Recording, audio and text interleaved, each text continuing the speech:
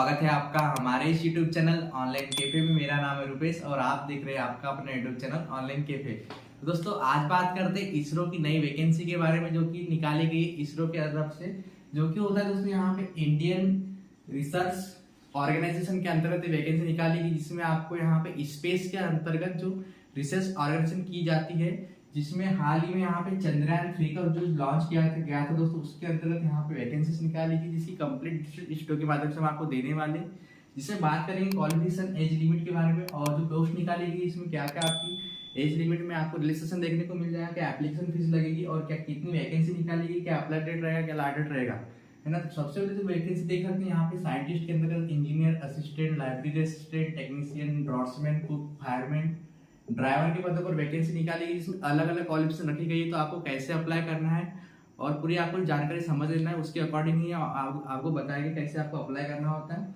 Total vacancy यहाँ पे 224 post निकाली गई, जो कि 10 फरवरी से इसके ऑनलाइन फॉर्म यहाँ पे स्टार्ट कर दिए गए और 1 मार्च 2024 तक आप अप्लाई कर सकते हैं। तो इसका जो ऑफिशियल नोटिस जारी किया गया है उसमें हम दिखाते हैं आपको क्या क्या क्वालिफिकेशन रखी गई है और क्या क्या यहाँ पे आपको एज लिस्टेशन देखने को मिलने वाला है। तो दिखाते हैं दोस्तों।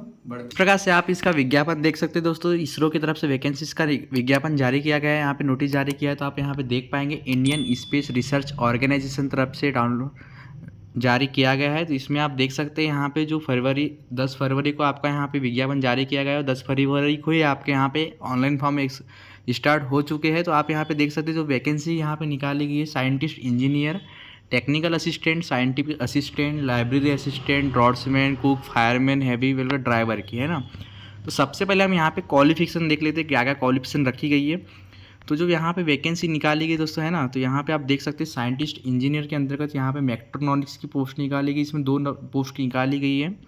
तो इसमें अगर आपने एमई या एमटेक किया हुआ है तो आप यहाँ पे अप्लाई कर सकते हैं। साथ ही आपके पास में सिलेक्शन मोड जो यहाँ पे रहेगा रिटर्न एग्जाम और इंटरव्यू बेसिस पे आपका इसमें सिलेक्शन होगा। तो आपको पोस्ट कोड के अनुसार यहाँ पे अप्लाई करना होगा, अपनी क्वालिफिकेशन के अनुसार यहाँ पे अप्लाई करना होगा।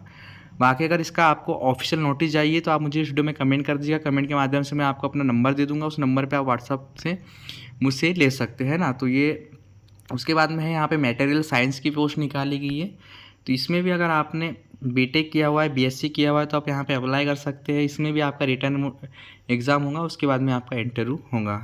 तो इसी प्रकार से यहाँ पे सभी पोस्ट के अलग अलग वैकेंसी निकाली गई, सभी के लिए अलग अलग क्वालिफिकेशन रखी गई है।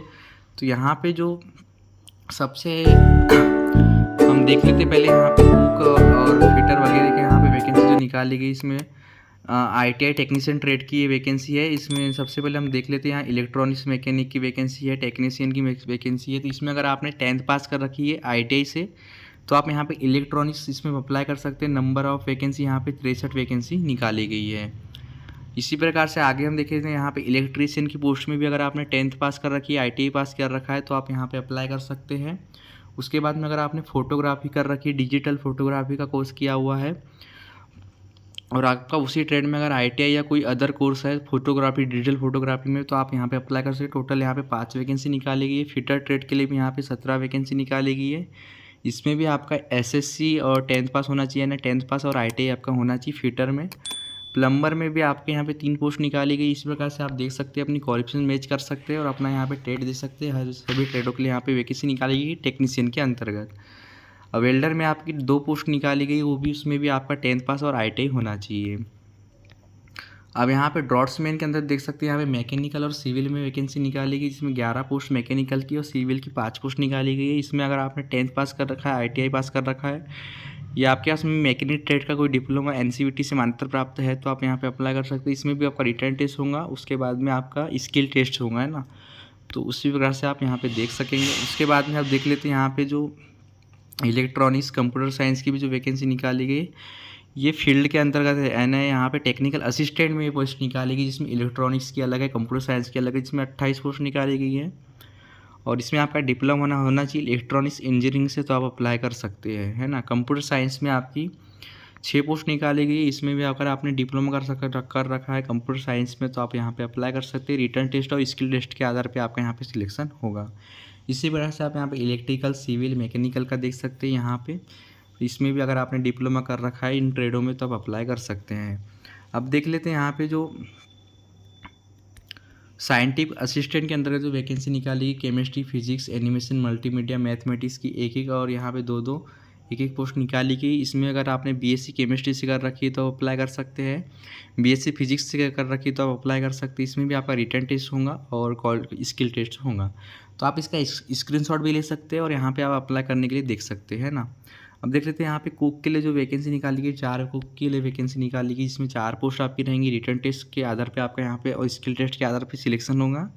इसमें आपको 5 साल का एक्सपीरियंस चाहिए तो अभी आप यहाँ पे अप्लाई कर सकते हैं। एक्सपीरियंस का सर्टिफिकेट भी आपको वहाँ पे लगेगा, तो ये आपको एक्सपीरियंस आपका डालना होगा। 5 साल का मिनिमम आपके पास होना चाहिए और 10वीं पास अगर आपने की हुई है तो आप अप्लाई कर सकते हैं कुक की पोस्ट के लिए।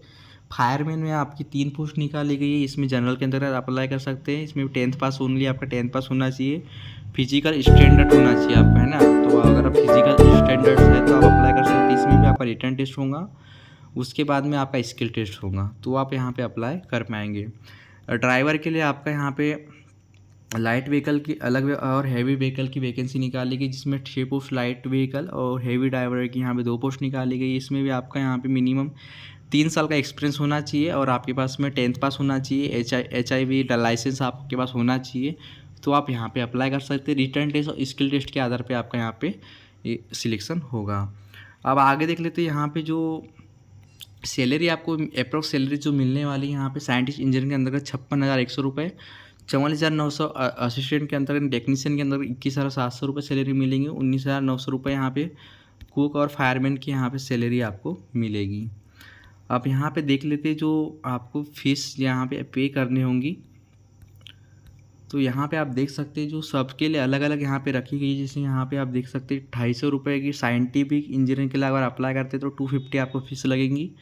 साथ ही जो कैंडिस यूनिफॉर्म यानी 750 रुपीज़ आपको प्रोसेसिंग फ़ी भी आपको यहाँ पे लगेंगी साइंटिफिक इंजीनियरिंग के अंतर्गत, है ना। बाकी 100 रुपये फीस आपको ड्राफ्ट्समैन, कुक, फायरमैन के लिए यहाँ पे लगेगी। ड्राइवर के लिए अगर आप अप्लाई कर सकते हैं तो आपको यहाँ पे चार्जेस पे करना होगा। 500 रुपीज़ आपको प्रोसेसिंग फ़ीस भी अलग से लगेगी। अब देख लेते हैं आपको पेमेंट भी साथ ही जब आप ऑनलाइन फॉर्म फिल करेंगे तभी आपको पे करना होगा।